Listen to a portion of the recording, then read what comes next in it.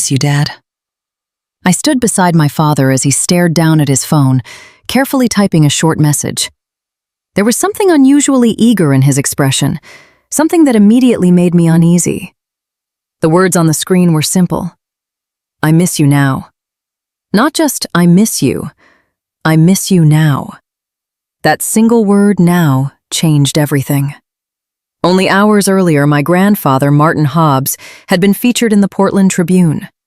The headline praised him as a self-made hotel owner who had built a thriving hospitality business from modest beginnings. The article included a large photograph of him standing proudly in front of the Evergreen Inn, an upscale boutique hotel in downtown Portland. Dressed in a tailored gray suit, he looked confident, accomplished, and completely at ease. The story highlighted his growing collection of hotels, his commitment to customer care, and the remarkable journey that had transformed a small investment into a successful business empire. Sarah, set the table for 5 tonight. My father looked up with a smile I had not seen in years. Your grandfather is coming over for dinner. I nearly dropped the newspaper. Grandpa? Does he know you invited him? Of course he does. Dad shrugged casually. I just sent him a message. As if 3 years of silence could be erased with a few words. 3 years. No phone calls, no holiday visits, no family gatherings. Last month, my grandfather turned 80 years old, a milestone birthday that came and went without a single acknowledgement from us. Now, suddenly, everyone wanted him back. My mother was already moving around the house, dusting furniture and straightening decorations. She looked nervous, almost excited. It felt less like preparing for family and more like preparing for an important investor. The change was impossible to ignore. Not long ago, nobody seemed interested in seeing him. Now that he was successful, everything was different. My stomach tightened as I watched it unfold. What happened that evening would change the way I viewed my family forever. It would also force me to take a hard look at myself. My name is Sarah Hobbs. I am 26 years old and work as a marketing assistant for a startup company in Portland, Oregon. I grew up in what most people would call a comfortable middle-class household. We were never rich, but we usually had enough. My father, David Hobbs, spent years chasing business opportunities that rarely worked out the way he hoped. My mother, Patricia, believed every relationship should serve a practical purpose. She measured people by what they could contribute. Then there was my grandfather, Martin Hobbs. He was my father's father, and for much of my childhood, my favorite person in the world. I loved visiting his small home on the east side of Portland. The house was old, but it felt welcoming. In the backyard, rows of roses bloomed under his careful attention. He had spent most of his life working in hotels. Whenever we were together, he shared stories about guests, employees, and the lessons he learned over decades in hospitality. Sarah, he would tell me, taking care of people is more than a job. It is a craft. Those words stayed with me. On weekends, he sometimes brought me downtown and pointed out different hotels along the streets. He talked about his years as a concierge, then later as a front desk manager. He explained how remembering a guest's name or favorite room could make them feel valued. People may forget your words, he once said, but they rarely forget how you treated them. At the time, I did not fully understand what he meant. Years later, I would. Things began to change when I was around 13. My parents started speaking differently about him. At first, it was subtle. Then it became routine. One evening, when I was 15, I overheard my mother complaining in the kitchen. "Your grandfather is becoming a burden," she said. The comment shocked me. He was healthy. He lived independently. He still worked part-time and managed his own expenses. As far as I knew, he had never asked my parents for financial support. In fact, whenever he visited, he often arrived with gifts or brought something thoughtful for the family. Yet my parents seemed increasingly convinced that he would eventually become a problem. Someday he will need expensive care, my mother argued. Medical bills are not cheap. And who do you think will be expected to handle all of that? The concern was not about anything happening in the present. It was about what they feared might happen someday. Little by little, those assumptions created distance. Calls became less frequent. Visits became rare. Family gatherings stopped. Without any major argument or dramatic event, a relationship that once felt strong slowly faded away. And before any of us realized it, 3 years had passed. We have to think about our own future, Sarah. That was my father's answer whenever I questioned why Grandpa was no longer included in family gatherings. One year, as Thanksgiving approached, I asked why we were not inviting him. "Your education comes first," Dad said. "We are trying to save money. We have goals, responsibilities, plans." I was 16 and lacked the courage to challenge him. Part of me wanted to ask the obvious question, "Isn't he your father?" But the words never left my mouth. I stayed quiet and accepted the explanation, even though it never felt right. As time passed, seeing Grandpa became less and less common. On his birthday, there was always an excuse. Work was busy. The schedule was packed. There would be another opportunity later. When the holidays arrived, there were other priorities. One year it was a trip. Another year it was relatives on my mother's side. There was always a reason. And somehow those reasons always outweighed family. Every time an invitation was declined, Grandpa reacted the same way. He smiled gently and said he understood. "You all have your own lives." The words were kind, but the sadness behind them was impossible to miss. His disappointment never came out as anger. That almost made it worse. I remember watching him nod politely while hiding the hurt in his eyes. Each time it happened, I felt a knot form in my chest.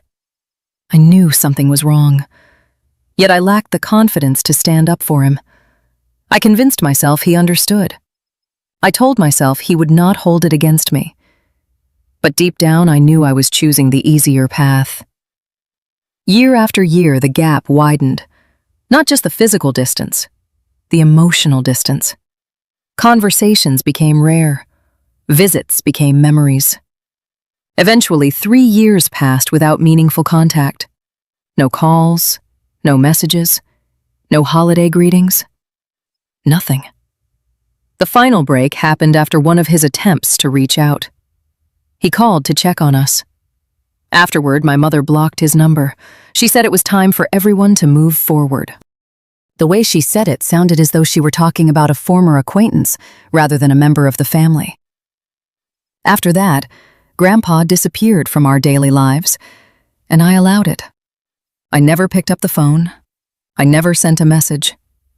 Every day I carried a quiet sense of guilt, yet I never did anything about it, because doing the right thing would have meant confronting my parents. At the time, I simply was not brave enough. Then came the evening that changed everything. At exactly 6 o'clock, the doorbell rang. My mother hurried to answer it. The smile she put on seemed carefully rehearsed. "Martin, it is wonderful to see you." She stepped forward warmly, but Grandpa responded with only a polite nod.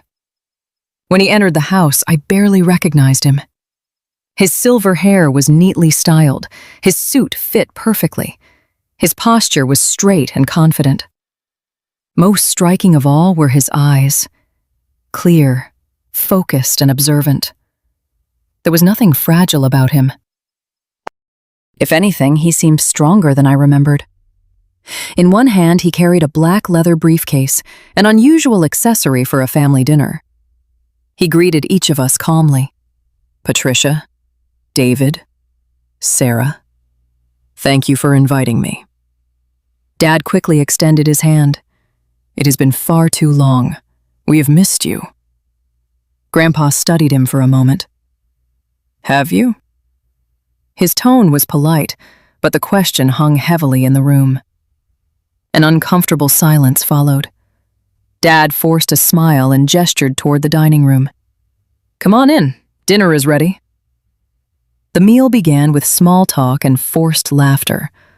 My mother complimented his business accomplishments every chance she got. My father eagerly asked questions about the hotels. I spent most of the evening staring at my plate, wishing I could disappear. The entire scene felt artificial. Eventually, my father brought up the newspaper article. "I read about your company this morning," he said. "It is remarkable what you have built." I had no idea your business had grown so much. Grandpa continued cutting his food before answering. "You never seemed interested before." The table fell silent. Dad let out a nervous chuckle. "Well, we are interested now. Tell us about it." Grandpa set down his utensils and looked directly at him. "What exactly would you like to know?" "Everything. How did it happen? When did you get started? We honestly thought you were retired." A faint smile crossed Grandpa's face. "You assumed I had nothing left to accomplish." No one responded. The truth behind his words was too obvious. My mother's expression tightened. Dad shifted uncomfortably in his chair. "That is not entirely fair," he said. Grandpa remained composed. "For 3 years," he replied, "no one called. No one visited. No one checked in. When I turned 80, I spent the day hoping to hear from my family. The phone never rang. Not once. Then a newspaper article appears. Suddenly there is a dinner invitation." The room felt smaller with every sentence. My mother looked down at her plate. Dad tried to recover. "Life has been complicated," he said quietly. "We have all been busy." Grandpa nodded. "So have I." His voice remained calm. "I have spent those years building something meaningful. I have spent them fulfilling a promise to an old friend. And unlike some people, I chose not to let time become an excuse." I kept my eyes on the table. No one seemed willing to speak. The atmosphere had become so tense that even the sound of silverware against plates felt unnaturally loud. It was clear that Grandpa had finally said what had remained unspoken for years. For a long moment, nobody moved. Then Dad tried a different approach. His voice softened. "Martin, I know we have not always handled things the right way." He paused carefully. "I regret that. I truly do. What happened cannot be undone, but we are here now. We have a chance to rebuild our relationship." Grandpa listened without reacting. Dad leaned forward slightly. "And honestly, I would like to support you. Support me." A faint look of amusement crossed Grandpa's face. Dad nodded. "You have built something remarkable. Managing several properties at your age cannot be easy. You should have the freedom to enjoy life, travel, spend time with friends, do the things you never had time for before. I have experience running businesses and supervising teams. Maybe I could help oversee operations. Maybe I could take some responsibility off your shoulders. You should not have to carry everything yourself." The more he spoke, the clearer his real intentions became. This was not about concern. It was not about family. It was about access, influence, control. I could see it now as clearly as daylight. Grandpa could see it too. A slow smile appeared on his face. It was not warm. It was the smile of someone who had already read every page of the script before the actors walked on stage. "That is very thoughtful, David," he said calmly. "Very thoughtful indeed." Then he glanced toward the briefcase resting beside his chair. "Before we discuss your proposal, there is something I would like to share." He opened the case and removed a large envelope. The package looked heavy with documents. He placed it in the center of the table. My mother immediately looked interested. "What is that?" "Take a look." Dad reached for the envelope. At first, his expression showed curiosity, then confusion. A few moments later, all color disappeared from his face. He flipped through page after page. His hands were no longer steady. "What is this?" "A complete financial summary," Grandpa replied. "Information about the company. Property valuations, operating costs, revenue reports, growth projections, everything. I thought it would be useful for you to understand what you are offering to manage. The room grew silent again. Dad continued turning pages. A small bead of sweat appeared near his temple. Mom pulled several sheets from the stack and began reading them herself. Her eyes widened with every line. "This cannot be right," she whispered. "The company is valued at more than $12 million. Grandpa nodded. "A little over $12 million, according to the latest assessment. Not a bad outcome for someone many people assumed had little left to contribute." His words landed heavily. No one argued. No one could. I sat frozen. $12 million. The realization felt unreal. The same man who had been quietly pushed aside. The same man whose phone calls had gone unanswered. The same man everyone assumed would become a burden. Dad stared at the documents as though they belonged to someone else. How did this happen? His voice sounded almost fragile. Where did the opportunity come from? How did you build all of this? Grandpa folded his hands together. For the first time that evening, his expression softened slightly. "You really want to know?" Dad nodded. "Then let me tell you the story. A story that never would have been necessary if anyone had cared enough to ask years ago." Nobody interrupted. The entire table listened. Grandpa leaned back in his chair and looked toward the window. For a moment, he seemed to disappear into memories far older than the conversation around us. "About 20 years ago," he began, "I met a man named Charles Brennan. Charles had spent most of his life in hospitality. He understood hotels better than anyone I had ever known. For decades, he worked in properties across the Pacific Northwest, earning a reputation for excellence and integrity. Most people in the industry respected him. Some even considered him a mentor. When I met him, neither of us realized how much our lives would eventually change. But looking back now, that meeting became the first chapter of everything that followed.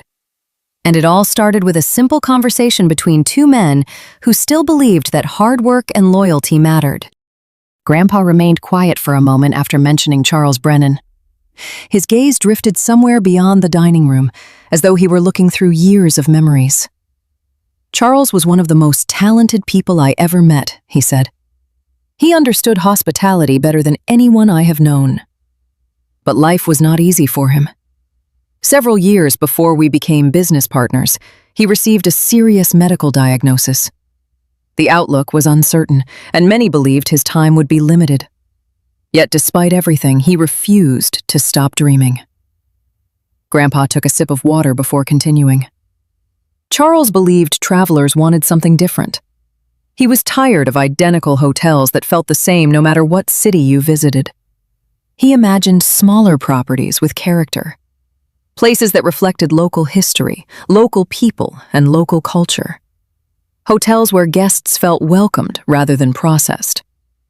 He wanted every location to have its own personality. A place people would remember long after checking out.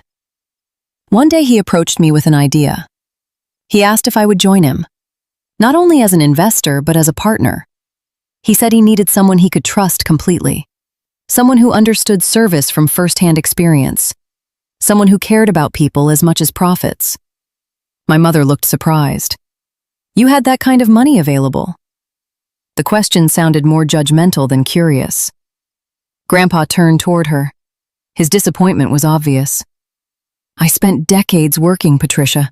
I lived carefully, I saved consistently, I drove practical cars. I avoided unnecessary expenses. While other people spent money trying to impress strangers, I focused on building security for the future. The funds did not appear overnight. They came from years of discipline and patience." Nobody spoke. The room had become very quiet. "With those savings," Grandpa continued, "Charles and I acquired a small property in Eugene. It was modest. Only a handful of rooms, nothing glamorous. But it had potential. In the beginning, we handled almost everything ourselves. I greeted guests, I helped coordinate daily operations, I solved problems. Charles focused on growth strategies and long-term planning. We worked long hours. Some days felt impossible, but every step forward felt earned. His face softened as he remembered those years. There was genuine pride in his voice. The first hotel succeeded. Soon another opportunity appeared. Then another. One property became two became three. Over time, the business expanded into several cities throughout Oregon. Each location remained unique. Each one followed the same philosophy: treat people well, create memorable experiences, build something that matters. The growth was steady rather than dramatic.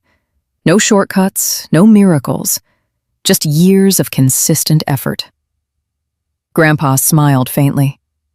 The doctors had once believed Charles would have very little time. Instead, he continued working for many more years. He often joked that purpose kept him moving forward. Having something meaningful to build gave him strength. The smile slowly faded. Then Grandpa's voice became quieter. 5 years ago, Charles passed away.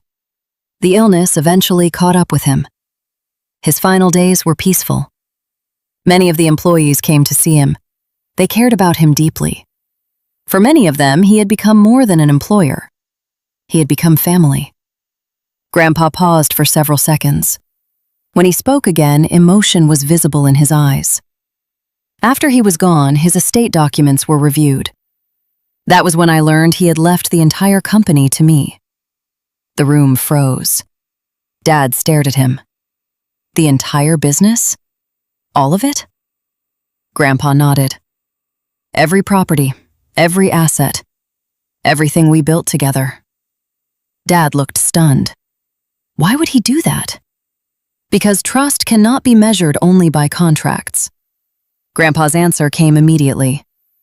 Charles knew my values. He knew I would protect what we created. He knew I would not sacrifice everything for quick gains.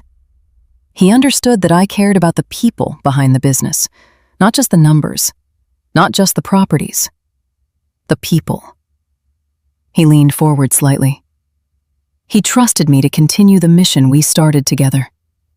And I have done my best to honor that trust every day. His voice carried quiet conviction. The employees Charles hired remained important members of the organization. The principles we established remained unchanged. Growth never came at the expense of integrity. Success never came at the expense of people. For the first time all evening, I saw genuine pride in Grandpa's eyes. Not pride in wealth, not pride in ownership, pride in keeping a promise. My mother finally broke the silence. There was frustration in her voice. Why did you never tell us any of this?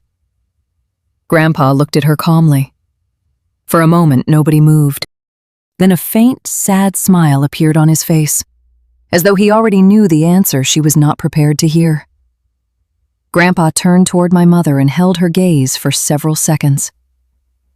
For the first time that evening, I saw something deeper than disappointment in his eyes.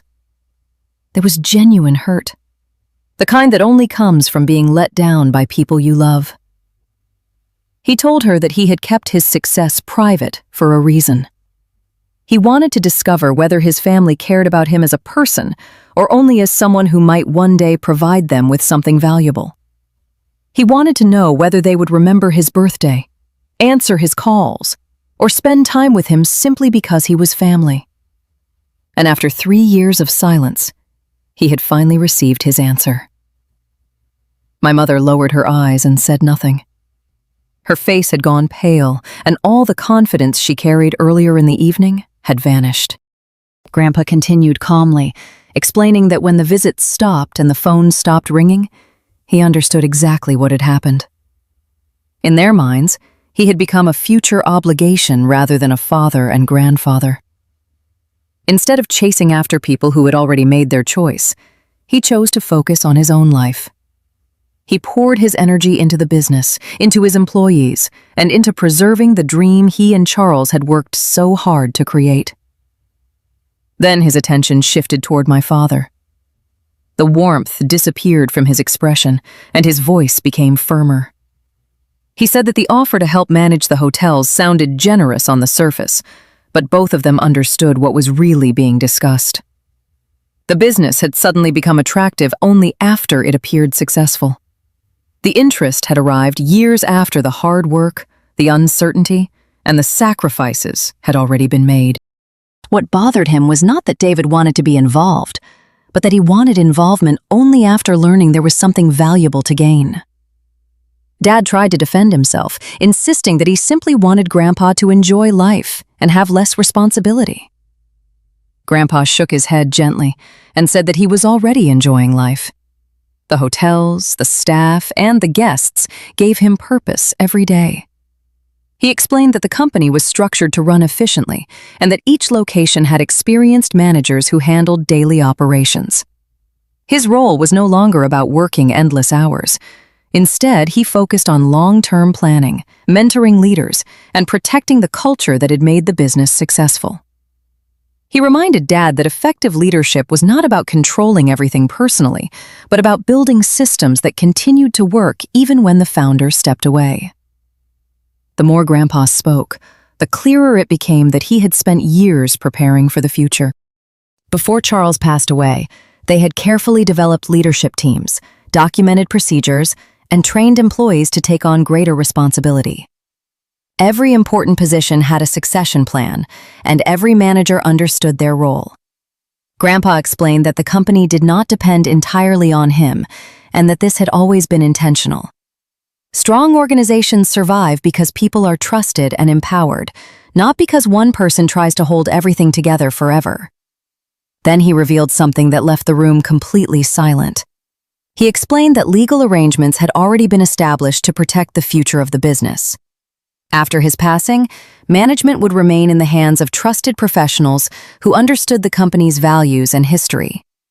The organization would continue operating according to the principles on which it had been built. This was never about creating a fortune for someone to inherit. It was about preserving something meaningful for employees, guests, and future generations. Looking directly at my father, he made it clear that the business was not available for anyone to take over simply because they were related by blood. The silence that followed felt endless. The clock on the wall suddenly seemed louder than before. My father sat motionless, unable to find the words he needed. My mother stared at the table while tears slowly formed in her eyes. Grandpa finally said that money had never been what he wanted from his family. Years ago, what he needed was much simpler. He wanted phone calls, conversations, visits, and genuine connection. He wanted a son who remembered him, not because of wealth or success, but because he was his father. Those were the things that could never be replaced by flowers, gifts, or sudden attention after years of absence. The dinner ended shortly afterward. Grandpa stood, thanked us for the meal, and prepared to leave. Before walking out the door, he told my parents that he would not shut them out or block their attempts to contact him. But he also made it clear that trust could not be restored overnight. The message was polite, yet everyone understood its meaning. Some opportunities, once ignored for too long, become very difficult to recover. During the following weeks, my parents worked hard to rebuild the relationship they had neglected. Phone calls became frequent, and thoughtful gifts began arriving at Grandpa's house. Invitations appeared almost every weekend, from family dinners to brunch gatherings. Yet despite their efforts, Grandpa remained courteous but distant.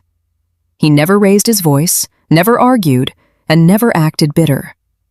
Instead, he responded with the same calm professionalism that had helped him build his business.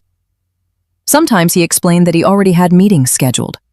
Other times he mentioned commitments with staff or community events.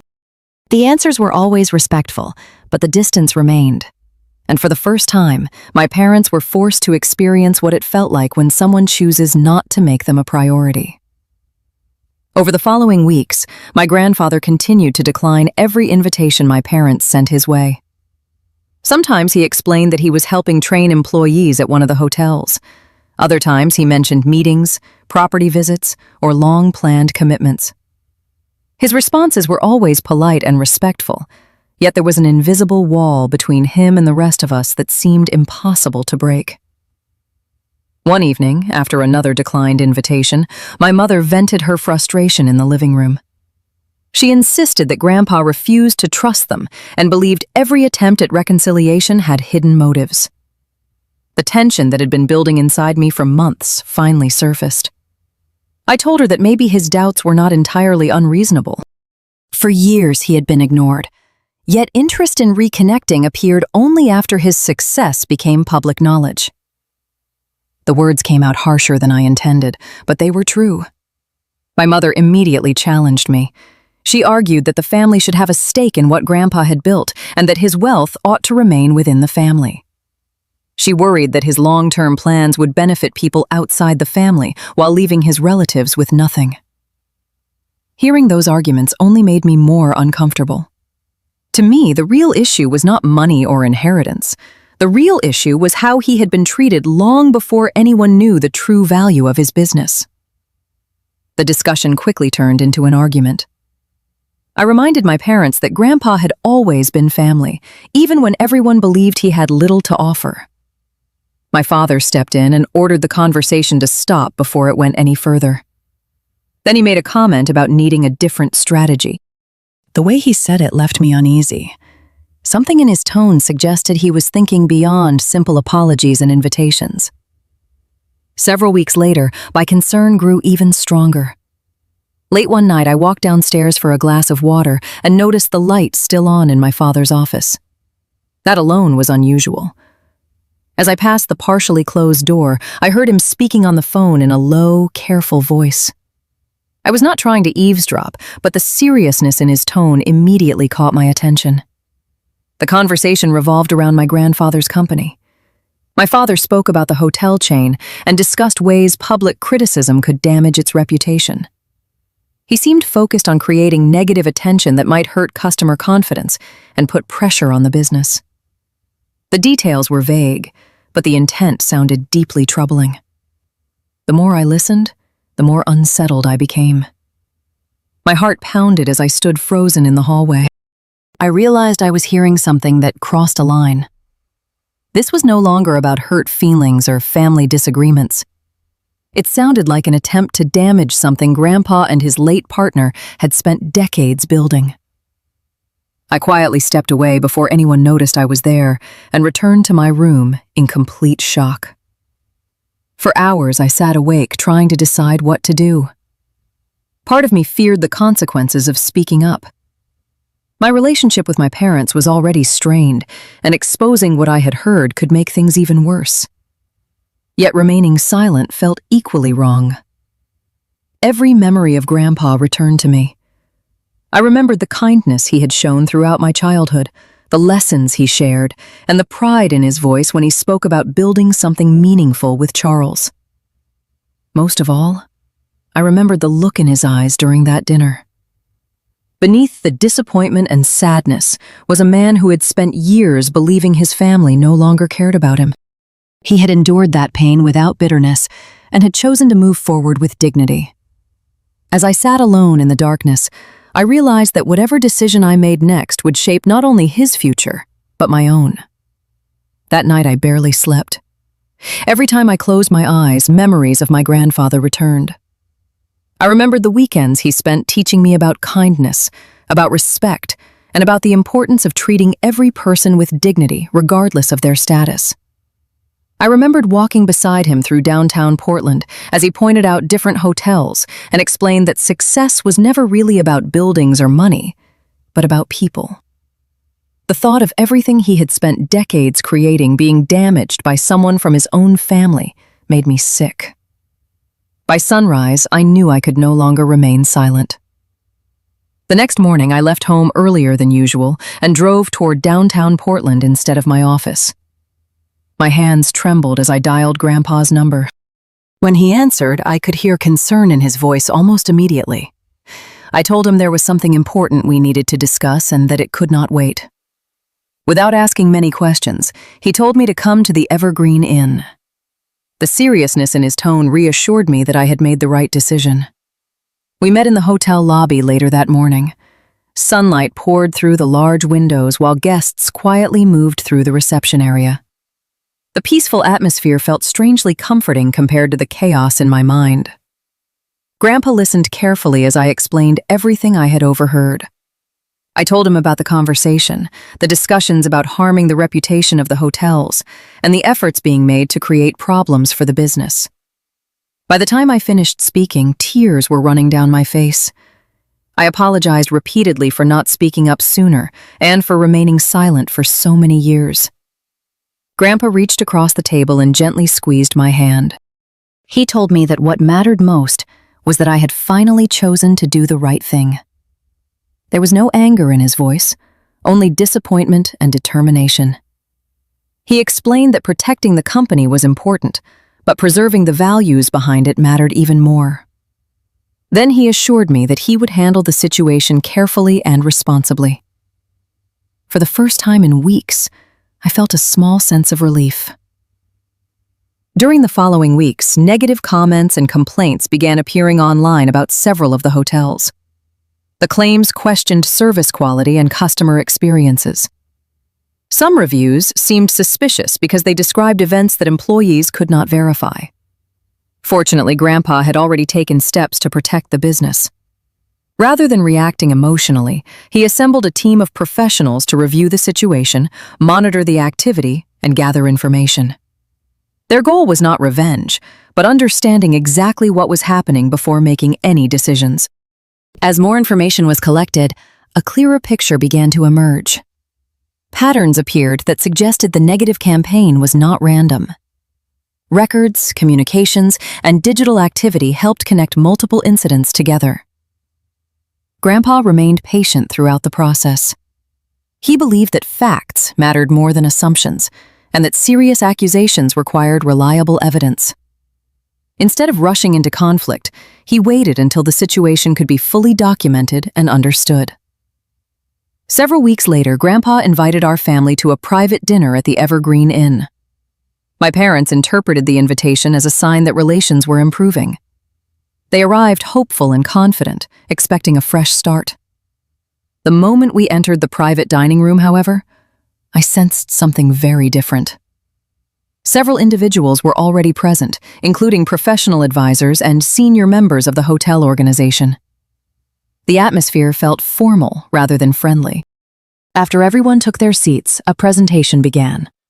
The discussion focused on the pattern of negative reviews and attempts to damage the reputation of the company. Documents, timelines, and communications were reviewed one by one. As the information appeared on the screen, the mood in the room changed dramatically. My father's confidence disappeared. My mother looked shocked. Neither of them had expected the situation to be investigated so thoroughly. Grandpa eventually stood and addressed my father directly. There was sadness in his voice, but also firmness. He explained that the greatest disappointment was not the damage aimed at the business. The real disappointment was realizing how far a family relationship had deteriorated. He reminded everyone that trust is built over years and lost through choices. Wealth, ownership, and success were never the most important parts of the story. What mattered was loyalty, respect, and being present for the people who cared about you. He then spoke about the meaning of family. According to Grandpa, family is not defined by what someone hopes to receive. It is defined by what people are willing to give when there is no reward waiting for them. Support during difficult times, simple phone calls, shared holidays, and genuine concern carry more value than any inheritance ever could.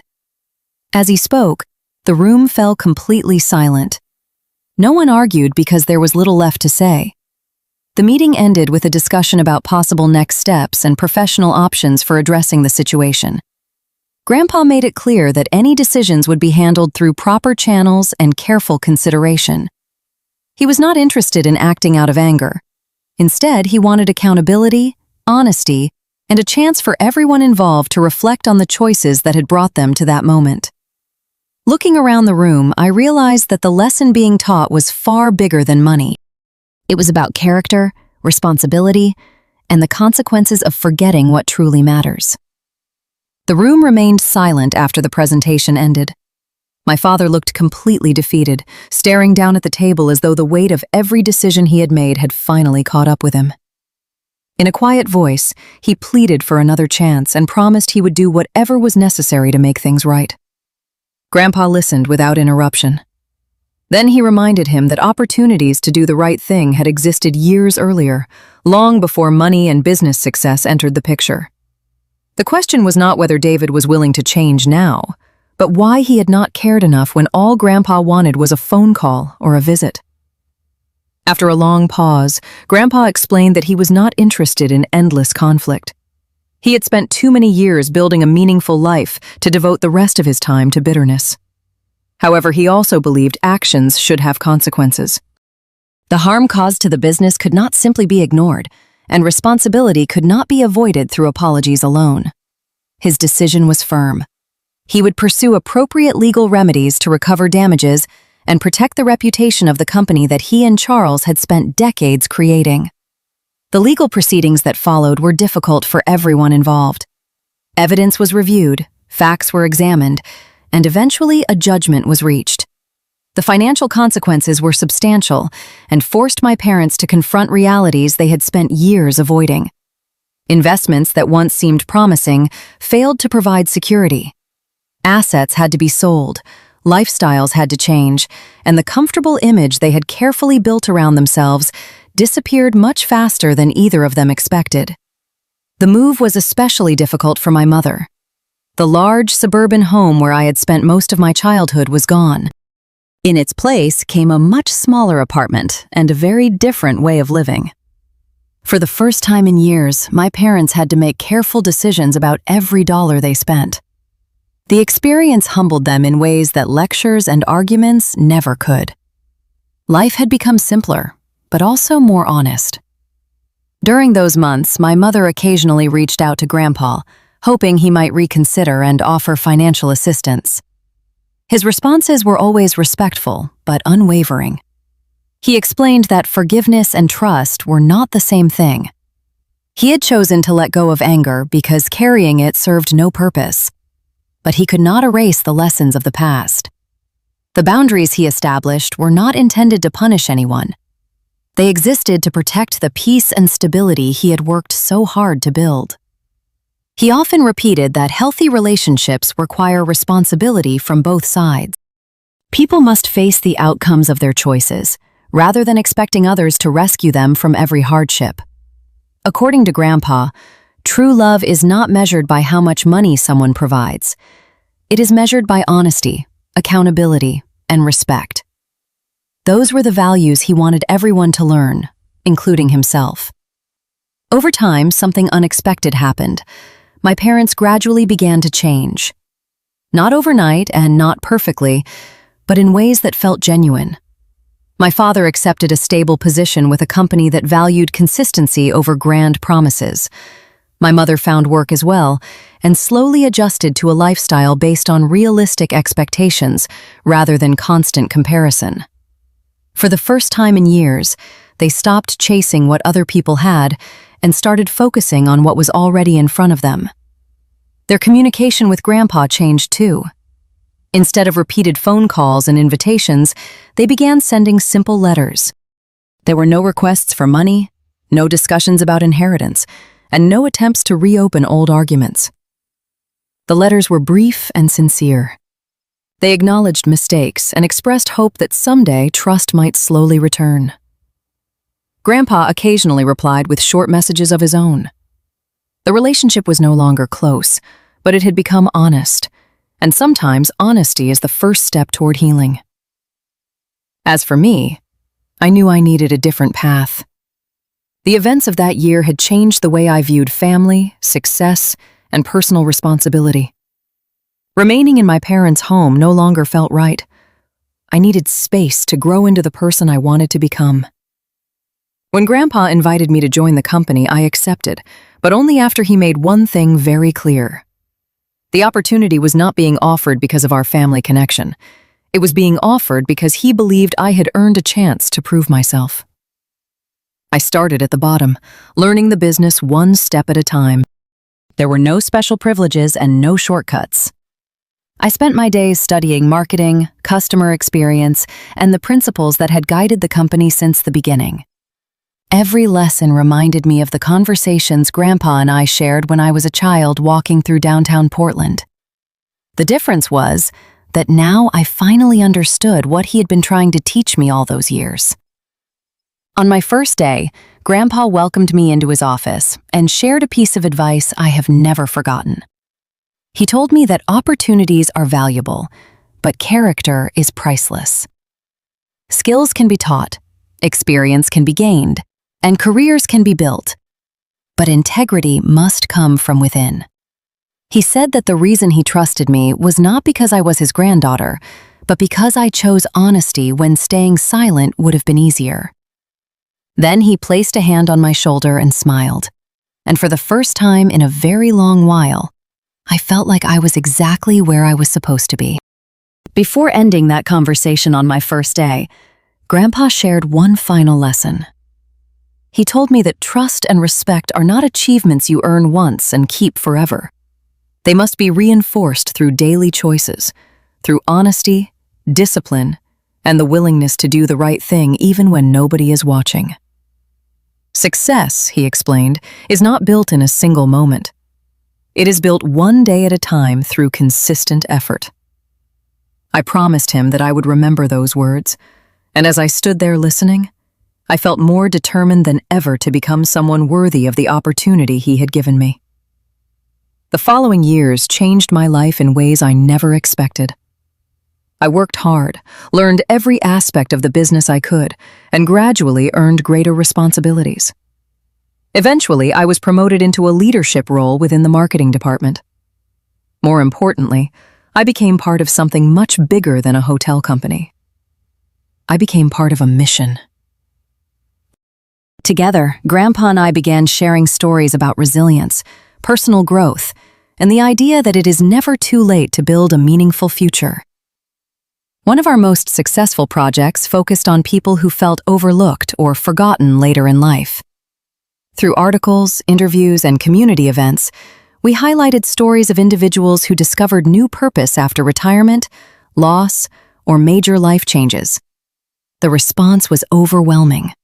Messages arrived from people across the region who felt inspired to pursue dreams they had abandoned years earlier. Some started small businesses, others returned to school, volunteered in their communities, or found entirely new careers. The stories reminded us that human potential does not disappear with age. As interest grew, the company launched a training initiative designed to help older adults develop skills and re-enter the workforce if they wished. Participants came from many different backgrounds and life experiences. Some had spent years caring for family members. Others had retired and later realized they still wanted to contribute. The program provided education, confidence, and a sense of belonging. For many participants, the greatest benefit was not employment. It was the feeling that they still mattered. One woman told me that after years of feeling invisible, she finally felt useful again. Another participant explained that learning new skills had restored confidence he thought was gone forever. Stories like those reinforced everything Grandpa had always believed. People are not defined by age, income, or social status. They are defined by their character, their experiences, and their willingness to keep moving forward. Watching those transformations became one of the most rewarding parts of my work. Meanwhile, my parents slowly continued rebuilding their own lives. Their visits with Grandpa became less frequent but more sincere. When they met, conversations centered on everyday matters rather than money or business. There were no demands, no expectations, and no attempts to revisit old conflicts. The relationship never returned to what it once might have been, but it became grounded in honesty. In many ways, that honesty was more valuable than forced closeness. One afternoon, several years after everything happened, Grandpa and I sat together in the lobby of the Evergreen Inn watching guests arrive. The hotel buzzed with quiet activity as travelers checked in and employees greeted them by name. Looking around, I realized how much had changed since that first painful family dinner. Curious, I asked whether he regretted the decisions he had made during those difficult years. He thought about the question carefully before answering. He told me that he regretted the circumstances, but not the boundaries he had chosen to establish. According to him, growth often requires people to face the results of their actions. Shielding others from every consequence may feel compassionate in the moment, but it can prevent them from learning important lessons. Accountability, he said, is not the opposite of love. Sometimes it is one of the purest forms of love, because it encourages responsibility and personal growth. Then he reminded me of something I would carry with me for the rest of my life. People should never be measured solely by what they own, what they earn, or what they can provide. Every person deserves dignity and respect simply because they are human. When relationships become transactional, trust begins to disappear. Genuine connection comes from caring about people for who they are, rather than what they can offer. As I listened, I realized I no longer felt torn between loyalty and truth. For years, I had struggled with guilt, fear, and uncertainty. Now I understood that choosing integrity had not divided my family. It had revealed what needed to change. The experience taught me that healthy relationships require honesty, respect, and boundaries that protect both sides. Without those things, even family ties can become unhealthy. Looking back now, the greatest lesson from that chapter of my life was not about business, money, or inheritance. It was about self-respect. We all have the right to expect kindness, honesty, and mutual respect from the people around us.